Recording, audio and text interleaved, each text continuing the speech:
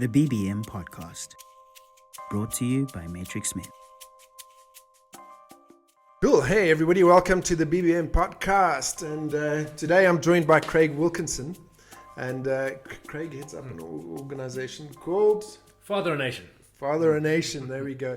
And he also did. I'm wearing the shirt here today. The No Excuses campaign with a well-known. We're not going to mention the name because they don't sponsor us. So, maybe you can put a word out there. The BBM podcast is looking for a sponsor. So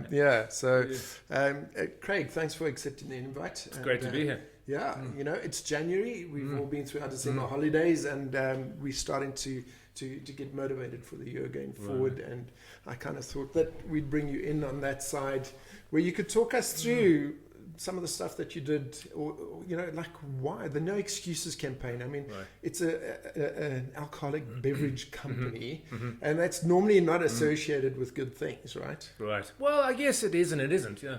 I mean, a beer now and again done in moderation is fine, but I think it's the abuse of alcohol that's the real issue. And I think the reason they come on board Carling is to mitigate the effect of I blew it.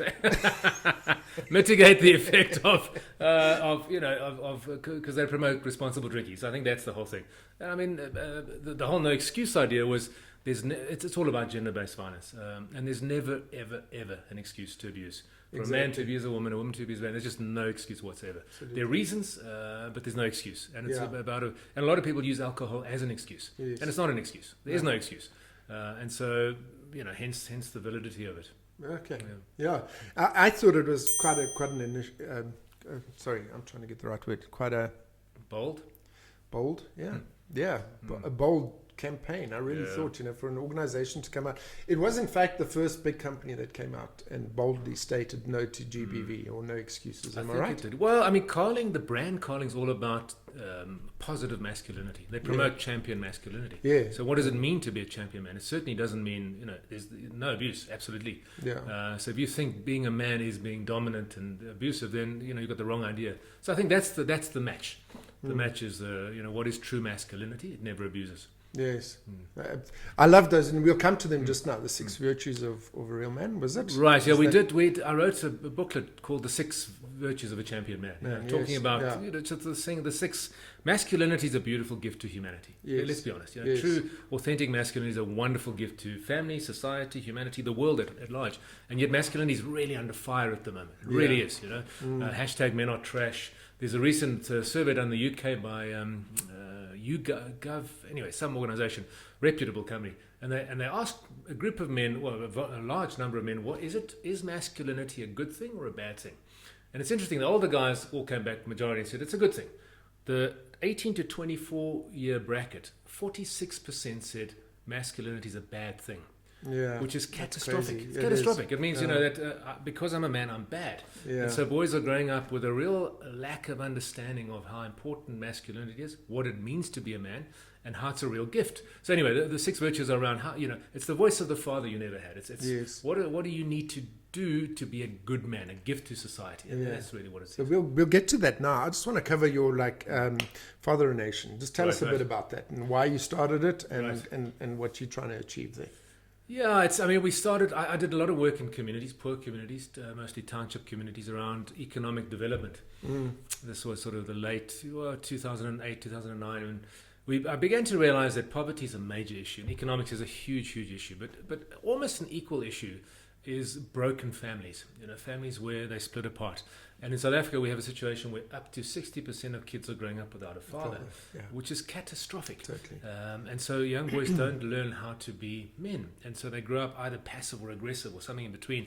And so we began to realize that if we can restore men to be good fathers, role models, mentors, just good men, we'll heal the world. We'll absolutely heal the world. Yeah.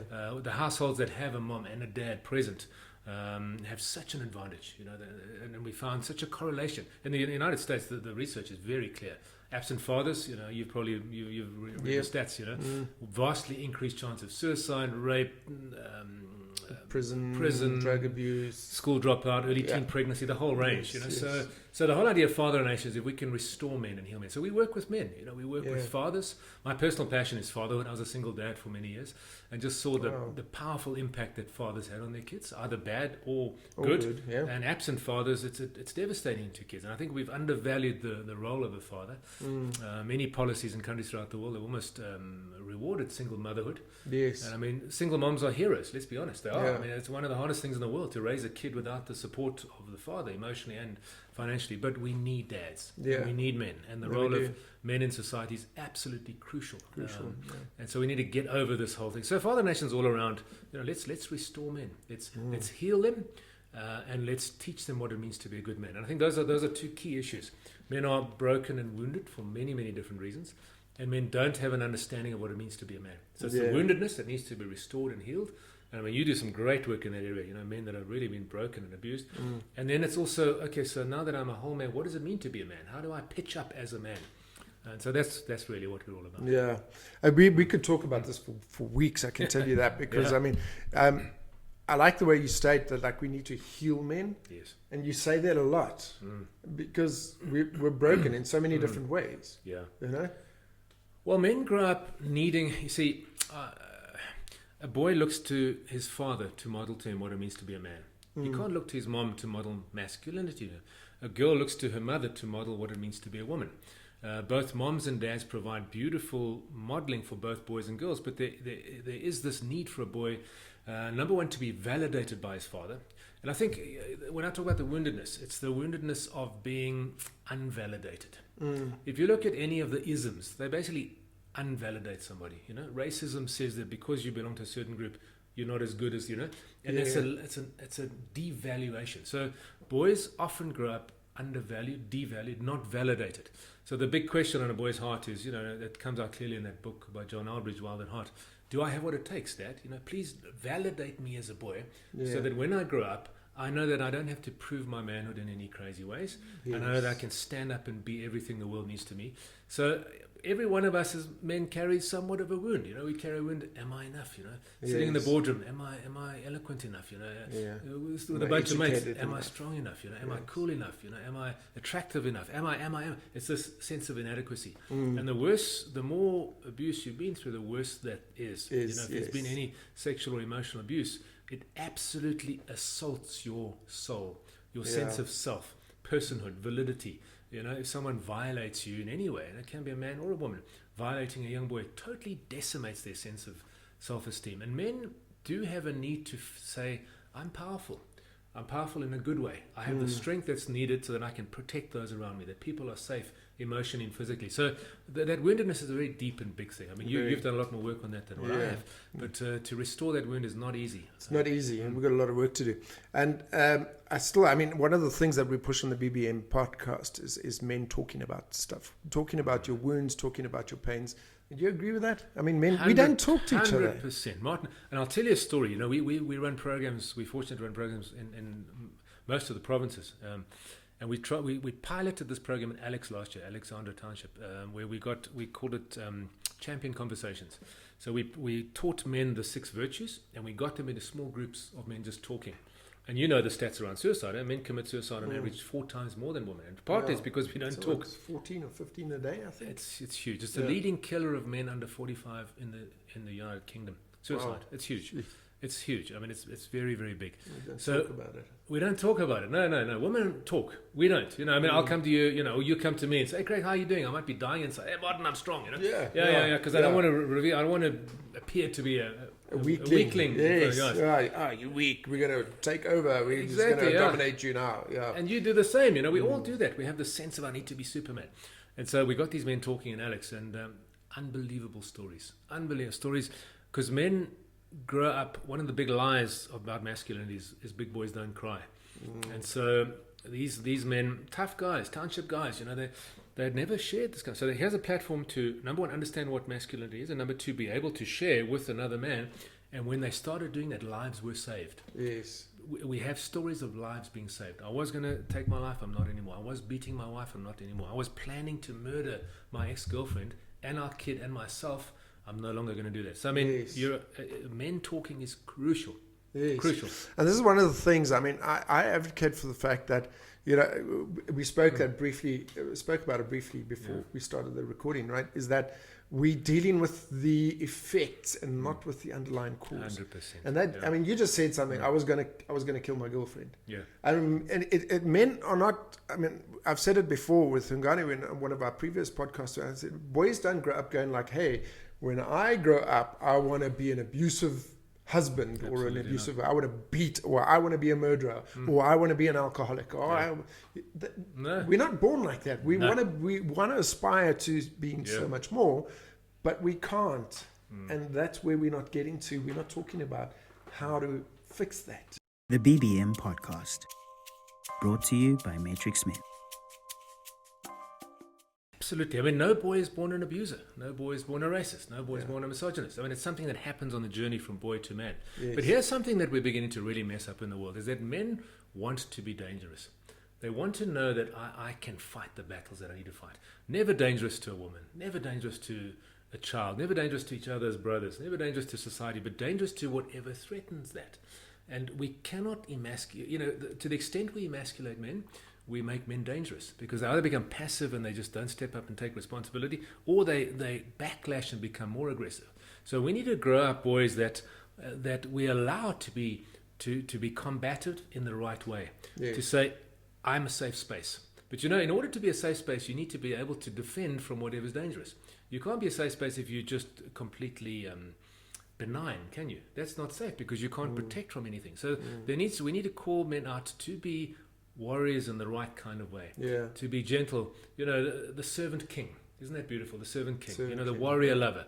The king that uses whatever power he has to ensure the safety and the well-being of the people that are in his. And that's what masculinity is all about. And that's not really what's being taught. It's not. Yeah. In fact, what we are being taught is that masculinity is bad. Correct. So Correct. it's toxic. It's evil. It's so they're trying to erode. I mean, you can see in Hollywood. I mean, things are happening like you no longer seeing movies, or there are more movies coming out with feminine heroes and super women and all that sort of stuff than there are men. So they're kind of, again, even in Hollywood, they're driving this agenda where they're pushing men down, masculinity down. It's crazy. And it's a backlash. It's a backlash against those men who have been abusive.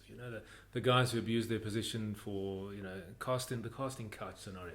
Yes. It's a huge backlash against Epstein Yes. and many others. I forget the other guy's name, but it's even Bill Cosby. I mean, how bizarre is that? But the point is, we're throwing out the baby with the bathwater. Kevin Spacey. Kevin Spacey was another one. Yeah, many of them.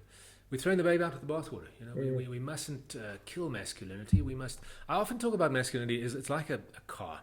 A car is a beautiful thing. We use it to go from A to B, but it's also a very dangerous thing. You drive a car badly, too fast, recklessly, you'll kill people, and maybe yourself.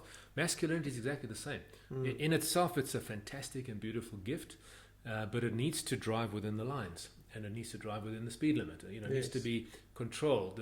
The aggression of a masculine aggression, masculine competitiveness, masculine sexuality needs to be controlled. And it can really only be kept in check by a whole man who knows that he's hard. It doesn't have to be either passive or aggressive, and by someone who's been inducted into masculinity correctly by a group of older men. Yes. Preferably biological father and some of his mates, but it doesn't have to be. It can be an uncle, a grandfather, a male coach, teacher. That's the situation I'm in now. So I'm the masculine role for my grandson. Fantastic. Born, so Fantastic. He needs, hopefully I'm a good one. So I like your analogy of the car, but one thing you missed out there was maintenance. Right. It needs to maintain. So I think men can maintain themselves through therapy, through talking, support groups, church groups, or whatever. We can't go it alone. We can't. Going it alone is dangerous. Yeah, going it alone is when you end up with these guys that end up going into schools with like AK-47s and taking out 15. That's going it alone. Well, they feel so drastically and dreadfully disempowered and emasculated and useless and left out. The lack of validation of an older man, of a father. That's it. If they have that kind of stuff doesn't generally take place. And the need for power. You see, a man who's utterly emasculated and feels useless and unvalidated and less than, and for whatever reason, he's going to find an inappropriate way to exert his power. It starts small. I can't ever say I'm sorry. I can never be wrong.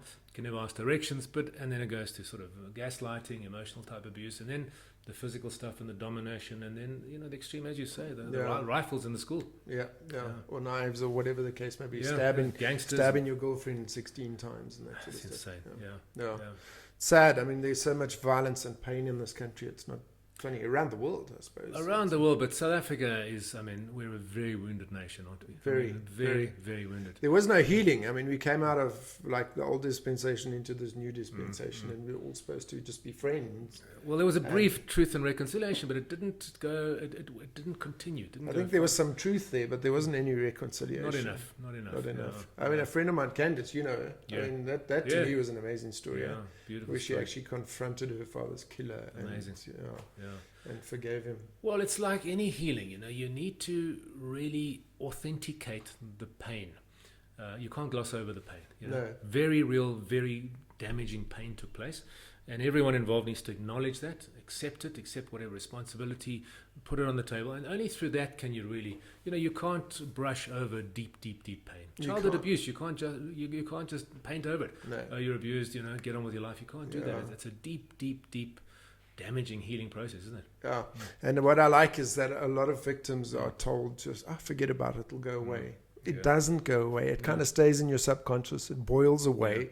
And eventually it erupts. It's going to come out in some way, shape or form. Yeah. So it's either going to come out in addiction, in suicide, in aggression, in, and there's just so many toxic ways in which it's going to come out and erupt. And that's not just the same for men, it's for women as well. I see a lot of female victims of sexual abuse that have grown up to be incredibly toxic people. Yeah. And they themselves become perpetrators of abuse. As well. Either emotionally or... Exactly. And this is where we need to be careful, and we need to start telling truths. Is that, in the advocacy field, people don't like me because I'm honest about things. I go like, a boy who was raped as a child is 4 times more likely to perpetrate rape. Right. So when you come with these things, not all victims will become abusers. That's not entirely true, is it? Hey? No. They will. 4 times more than someone who hasn't been abused. Yes. That's significant. But also, I mean, when we think about being an abuser, it doesn't mean like you're going to rape other children, but you can also like emotionally and physically and whatever abuse your partner, your family, your children, your business partners, exactly. So that toxic childhood is going to 100% come out in some way, shape, or form when you're an adult. And we're not dealing with that generally. And we're not dealing with it, because we're too scared. Bottled up and glossed over. We're too scared. And I go back to my favorite saying: "So from great pain comes great growth." When you start dealing with those incredibly painful things, that's when you start growing as a man. But it's so hard to deal with, isn't it? It is, because it's like a boil. I mean, it's like it's like having a limp, and you got to go for that operation. Yeah. But you're petrified to go because the pain of the operation is quite extreme. Even though after recovery, you'll be running instead of limping. Yeah. It's the same as emotional pain. And I think men, we're not good at going back to what you said earlier. We're not being vulnerable, aren't we? No, we're not. Come and lance my boil. Bring out all the crap inside me and let's deal with it.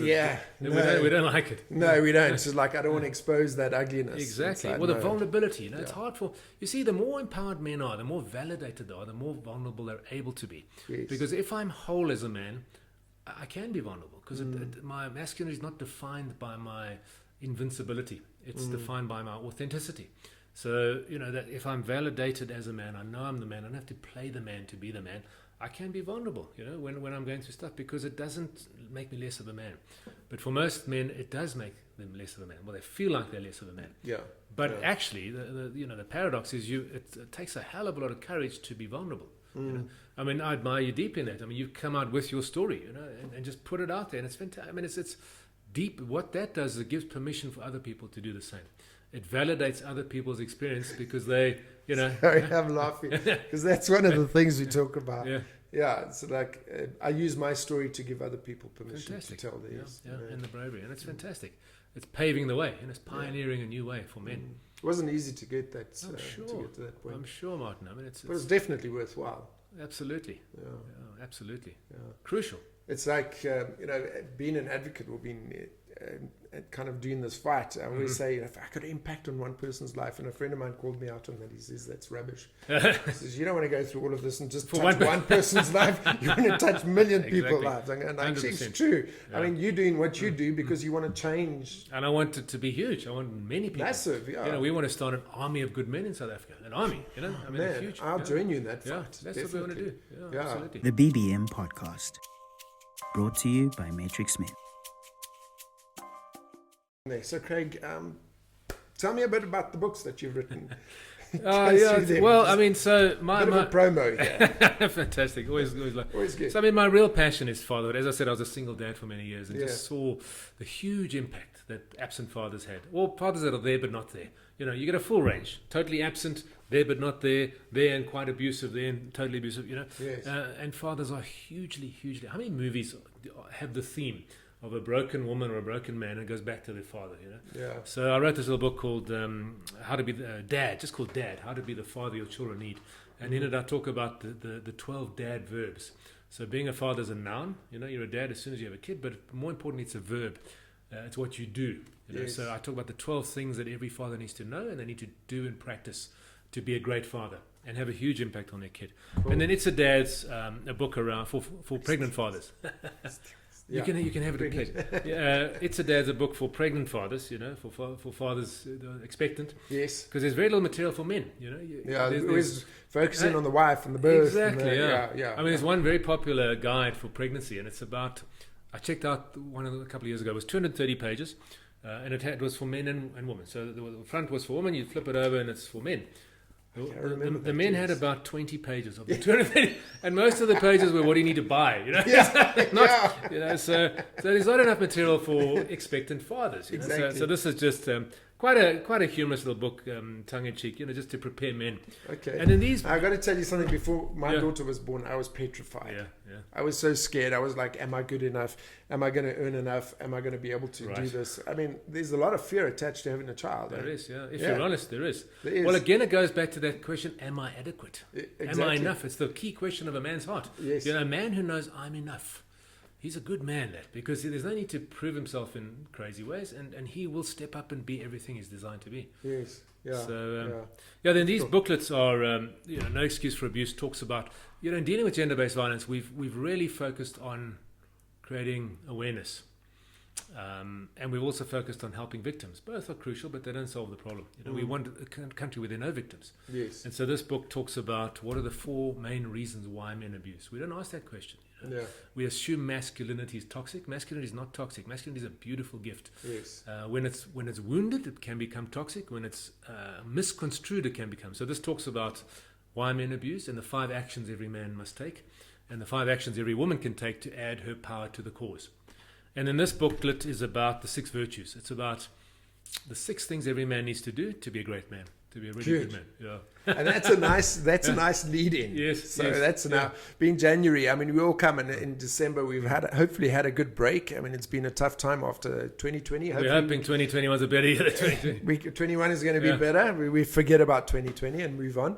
And so we hope you've had it. So now we're coming into 2021. We all make New Year's resolutions. Right. But it's all fluffy stuff. I want to lose weight. I want to get a better job. What else? I mean, it's fluffy stuff. It's not really deep and meaningful. So from your work and from everything that you've done, how would you encourage men to change their lives? You know, because people forget something, and that if you're broken, you're never going to amount to much. Am I right? If you're damaged, you're never going to succeed nicely at work. Well, you know, I'm not saying never. I mean, some people do because that's their entire focus is that. But that's also quite toxic in some ways, right? But if you're a whole, happy, masculine man, confident, then your chances of succeeding in family life, in work, in everything that you do is a lot better. Am I right? Yeah, absolutely. 100%. Okay. Yeah. So I'm going to hand the floor over to you, and you're going to take us through these six virtues. Sure. If you don't mind. No, with pleasure. So the first virtue is, and let me, even before I do the virtues, let me step back. I think what you said is so important. If you're a whole person, the chance of building a happy, successful life for yourself and those around you is huge. So the very first step before we even get to the virtues is take a look in the mirror and be honest about your woundedness. Are there things that trigger me? Do I have a short temper? Do I have any addictions? Is pornography an issue in my life? Just take a big one. Take a look in the mirror and just see. I mean, pornography is very, very destructive, and yet it's kind of, it's kind of almost socially acceptable to. Yes. So that's one trigger. Am I drinking too much? Did I lie? Just look at my life as a man and say, what are the things, and how do people feel in my presence? How does my wife feel, my partner, my kids? Do they feel, who was it that said there are two kinds of people? There are those that, when you say, when they arrive, they say, "Oh, yay, Martin's arrived," and others say, "When you leave, yay, Martin's gone." And you want to be the kind of person that, "Yay, Martin's arrived." So what? Yeah, how I'm do people... generally not. That guy's going to probably lecture us about being better men. Right. Yeah, maybe, but how probably too extreme. But that's good. That's real and authentic. Maybe some people need to be offended. Offense is good. But how do people feel in your presence? How does your wife? Do you make your wife just come alive, or is it hard to be around you? So ask these questions as a man, and we all need to go on a journey. We all need to go on a journey of becoming the man that the world needs us to be. Becoming the man. Can I tell a brief story? Yes. Am I droning on too much? No. When my daughter was about 2.5 years old, this was a life-changing experience for me. She had to have an operation on her heart. There was a small hole in one of the walls of her heart. Yeah. And but luckily, it used to be open heart surgery. Technology was amazing. There's a catheter that goes into the vein. This thing pops up. I mean, it's 2 stitches, an hour of surgery, and she's out the next day. Amazing. True. But when we went into theatre, I said to the doc, "Please, can I hold her and take her into theatre? Because it's a scary place, Yes. All these lab coats guys, and so they kindly allowed me. I had to scrub up, put on the gloves, put on the mask, and I held her in my arms in the theatre as they put her to sleep, And then I handed her over to the doctors. She was fast asleep, and then when she came around, I was there. Operation was a great success, but a month later, man, we had this experience. We were at my house having a braai. Had a couple of mates around, and she was next to me, holding onto my leg.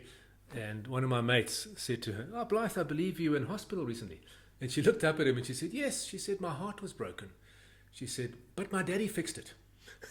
I tell you, awesome. I mean, tears. I had to excuse myself, because, and it was just a jolt. I realized, I'm tearing up here, guys. I realized, man, this is, the gift I got was I saw myself in her eyes. Yeah. And I realized, I asked myself, am I that guy? Yeah. And I realized, are you that savior, father? Am I what she needs me to be? Am I the man she wants? So I realized fatherhood's 2 things, man. It's a parallel journey. It's fathering your own kids, but it's also becoming the man they need you to be. So it's refathering yourself in many ways. Yeah. So it's learning fathering techniques, being there, being present, doing all that kind of stuff. But I will impart to her what's inside me, whether I like it or not. And who I am is the most important fathering tool I have.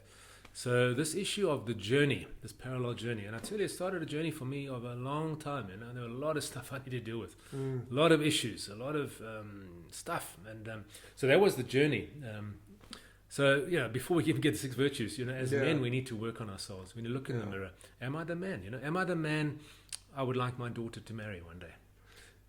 Am I the man I want my son to become? Am I a man that? So anyway, the 6 virtues are. And I'll do them very quickly. I like that. Please. The first virtue is use your strength well. We are strong as men. We don't realize it. A lot of men don't think they're strong, but we are. So your words carry weight. How do you use your words? You physically, I think on average, upper body strength, a woman is on average 57% as strong as the average man. It's a massive difference. That's not far off double the strength. Yeah. We've got physical strength. What do we do with that? We have economic strength, if we're fortunate enough. We have our presence is a strength.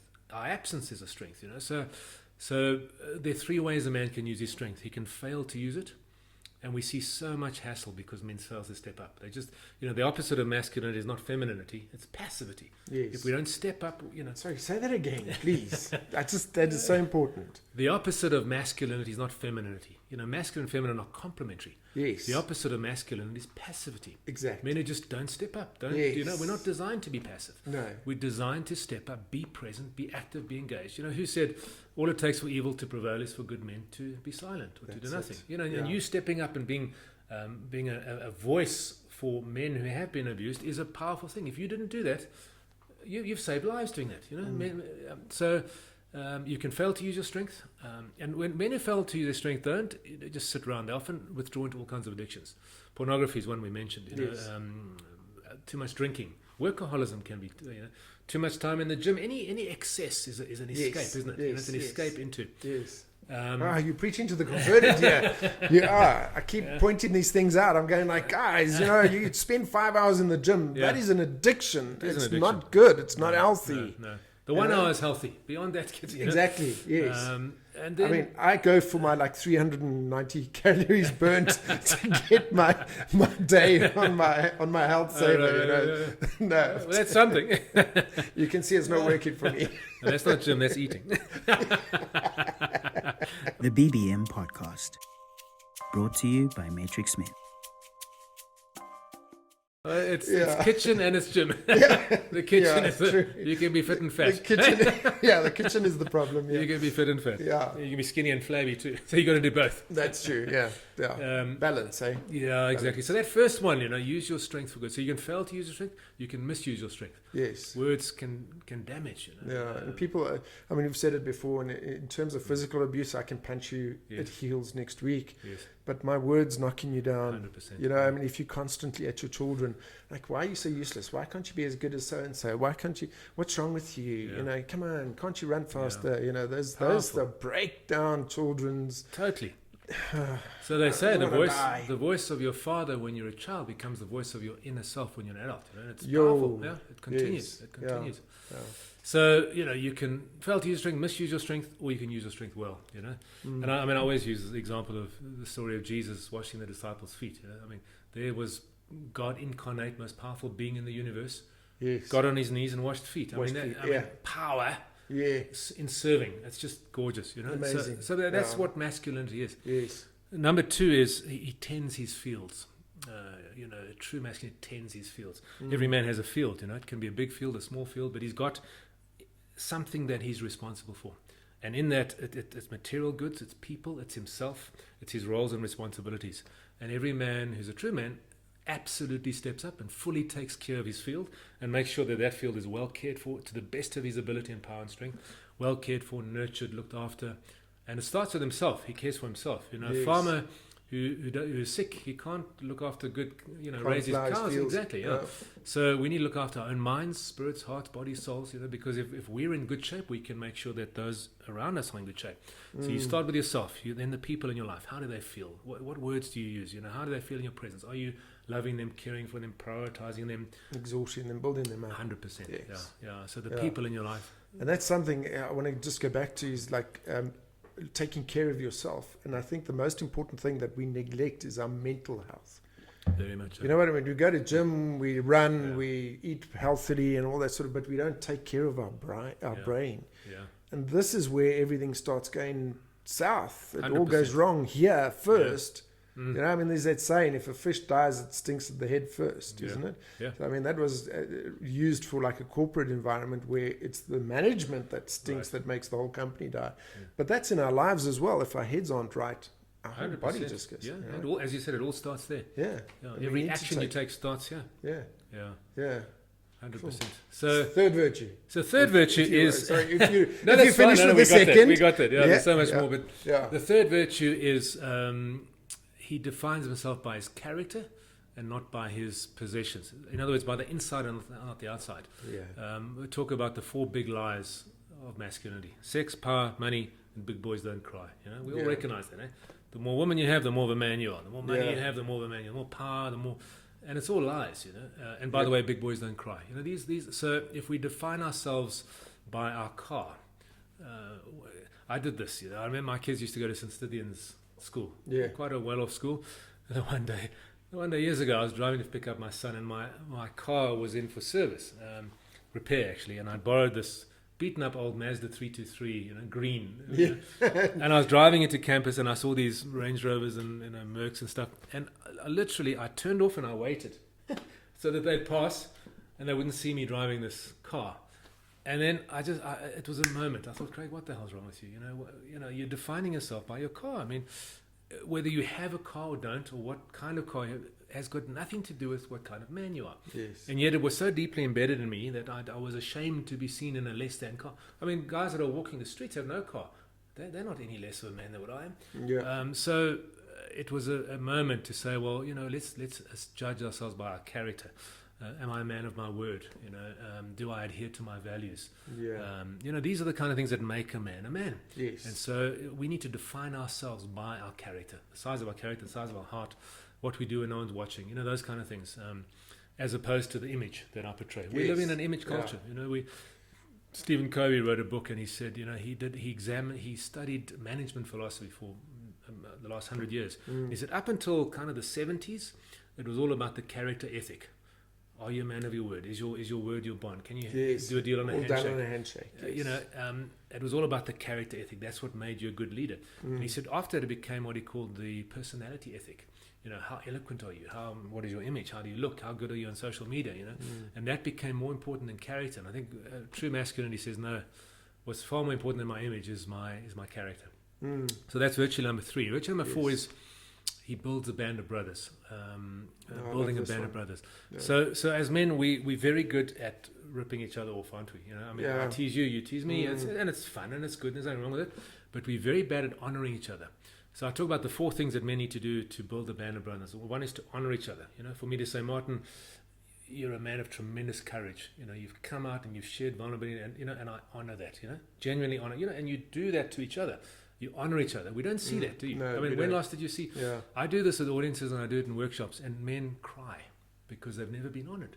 Sure. No one's ever seen the good in them and called out the good. We're easy to rip each other off. So we honor each other. We sharpen each other. We need to be honest with each other. And so when you see me screwing up, you say, Craig, you know what? With all respect, you shouldn't. We sharpen. But I'm talking about iron sharpening iron. Iron sharpens iron. Yes. The third one is we're vulnerable with each other. So I had a friend 2 years back, a friend I'd known for 35 years, shot himself, killed himself. Oh, man. And you know what the tragedy was? None of us knew. Yes. None of us knew what he was going through. Nobody took the time to find out how. Well, we asked, but he didn't share, you see. Yes. So it's a two-way thing. We're to blame and so is him. In terms of, how are you doing? I'm doing great, No, he wasn't doing great. He was dying inside. A mate of mine said to me one day, he says, when you meet somebody and you say to them, how are you doing? And they go, no, I'm fine. And then you stop and say to them, no, but really, how are you doing? Yeah. And I think we don't do that. We don't take the time to do that. No. Yeah. Because, again, it goes back to that thing where we don't create spaces where men can feel free or safe to speak out, right? And even if that space is just you and me. Yes. So as an individual, am I creating a space where you feel safe? Are you creating? So it's a one-on-one and it's a group. Yes. Societal thing. We don't do that. So a guy lost his life because of that very thing. Well, that's what we said, Martin. We said we got together the after tears thing with a bunch of guys, and we just said, if we had known, anyone, it was a financial thing. If any one of us had known, our houses would have been open. Yeah.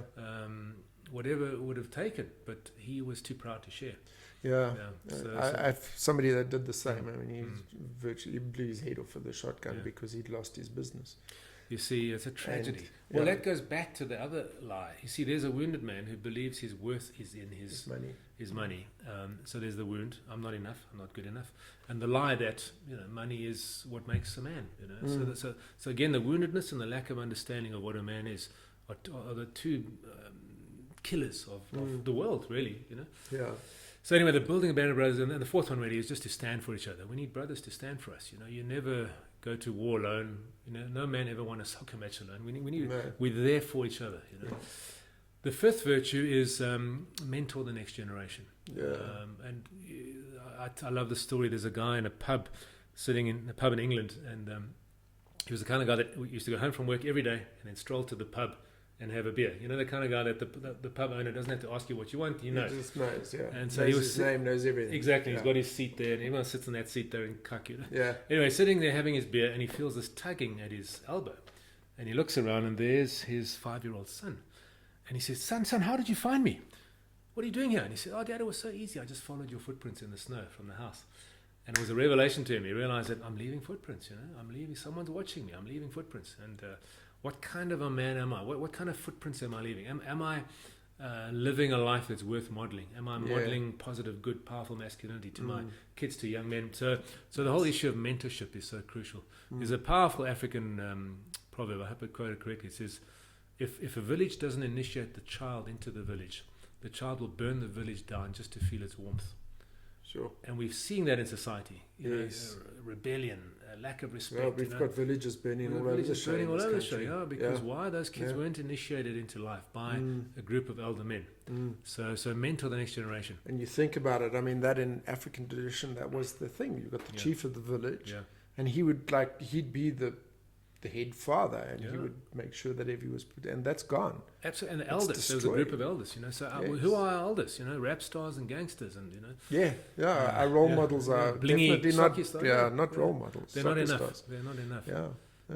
And then the final virtue is make the world a better place. And they're really, I mean, wherever I go, is that place better because I was there? Whatever relationship I am, is the person better off because they're in my business? If I run a business, if I'm an employee, are my colleagues better off because I'm in their life? Is the business better off because... So it boils down to adding more value than you take. You know, you get givers and you get takers in the world, don't you? You know, we all have mates who come around, they empty your fridge, they drink your beer, and they leave a mess. You know, and they go. You know. But then you get they do the same. Exactly. And then you get mates who come around and they bring more meat than they're going to eat, and they bring a few beers and they help clean up. You know, it's so you know, you get the guys who you lend them your car and it comes back empty. You know, you get guys who lend them a car, it comes back full and it's washed. That's are we that to life? Are we life givers? Are we making the world a better place? And part of that, number one, is being a giver more than a taker. And number two is finding and living your purpose. You know, I mean, the gift that you are to the world, have you discovered it, and are you bringing it? The gift that I am, have I discovered? Am I bringing it? And so, if we do that, find and live our purpose, we will make the world a better place. So, I mean, those, in brief, are the six virtues. They're awesome, guys. I mean, it sounds easy, and it sounds, but these are the difficult things that we need to kind of attain in life, isn't it? But the thing is, every man can do that. It's not unattainable. You don't need to be educated to do that. You don't need to be rich to do that. Every man can do that. Yeah. And I mean, the biggest lie, again, when you get back to that, driving the nice car, I mean, that's a big thing in this country where people will live in a shack but drive a Beamer, It's that image. Well, I'll tell you a story quickly. I mean, we did some work in a township community called Bopilong, and we had a small budget for a bunch of volunteers to get involved. At the end of the project, we handed out, this was about 12 years ago, we handed out just 1,500 rand to each of the volunteers. The one guy had 4 kids from 3 different women, and he got his 1.5, and I watched what they did with it. And this guy, he had 4 hungry kids. He went and he bought himself a beautiful belt and a brand new pair of shoes. But and first I was angry, and then I thought, why is he doing that? And the reason is quite clear. In his community, when he walks down the street with a beautiful pair of leather shoes, a lovely belt, he's the man. Yes. So the level of woundedness and emasculation that he was experiencing made him behave in such a way that needed to validate his masculinity. Whereas if we were he was whole as a man and knew what true masculinity was, he would have taken the money and bought food and whatever for his kids, because that's a real man stepping up. Yeah. But you can understand the woundedness driving the behavior. Yeah, I do fully understand the woundedness. That's the whole thing. I have a similar story. I was many years ago. We were involved in a feeding scheme where we'd get dated food from the supermarkets and we'd distribute that to poor people. And there was a whole lot of stuff left. And we were going out to visit family on the Vaal River, and we chucked all these sandwiches in the boot. And driving out there, we just stop at places and we just hand out sandwiches to people. It was like the best Christmas I have ever had. Amazing. It's an incredible thing to give. But I watched this one kid, I gave him a packet of sandwiches, and he opened it, he took out a half a sandwich, he closed it, he ate it, and he kind of looked around, and then he ran off and he gave his little sister the other half of the sandwich. And I kind of thought to myself, this kid is hungry, yet he's still giving half. So I called him back and I gave him another sandwich for him and for his sister, and his face just lit up. And I just, I mean, there's so many things that come to mind. It's like, this abject poverty, it just kills me, and how we fail in society, really, because we're just into our image and we're into this accumulation of wealth, but it's refreshing to see that there's this whole move into minimalism, and people are going like, listen, it's not about stuff. It's about quality time. It's Right. about relationship. It's about all those things. I mean, it's coming from the good book. It says again, the most valuable things in life cannot be bought with silver and gold. Yeah. I mean, when you die on your deathbed, you're not going to be like, oh, I wish I got more Exactly. money. I wish I had a better car. It's all, I wish I spent more time with my family. I wish my friends and all that. So, guys, Craig, thank you. This has been, I mean, I say Craig is like one of my mentors. You're one of my heroes. I love what you're doing. I love your energy. I love everything you do. And thank you for doing what you're doing.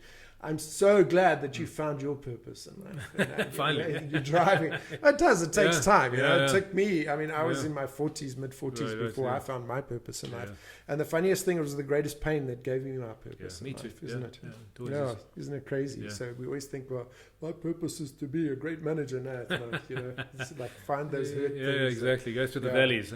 Tough time. That's it. So, Craig, thanks for joining us. Really appreciate it. Great pleasure. And guys, I hope that you all learned from the 6 virtues. And if you really want to change your life, you would work on those 6 virtues. Go out. How can we get hold of the books, by the way? The books are free. So if you go onto our website, which is www.fatheranation.co.za, these two get sent electronically. The No Excuse and this. The Dad is on Take a Lot, or you can just go to the Dad Book website. There's an online course for that as well. Okay, cool. The BBM Podcast, brought to you by Matrixmen. Hey guys, thank you once again for tuning in to the BBM Podcast, brought to you by Matrixmen. If you enjoy our content, if you like what we're doing, please make sure that you give us a thumbs up on our social media platforms, even on this video if you're watching on YouTube, and definitely on the podcast if you're listening. And make sure that you share it with your friends and your family. You never know who might need this. And of course, subscribe to our channels, so that you don't miss an update. But also please comment, so that we can engage with you guys and let's conversate. And just kind of create more conversation around what we're talking about. And until next time, this is the BBM Podcast, brought to you by Matrixmen. I really like saying that. Cheers, guys. The BBM Podcast, brought to you by Matrixmen.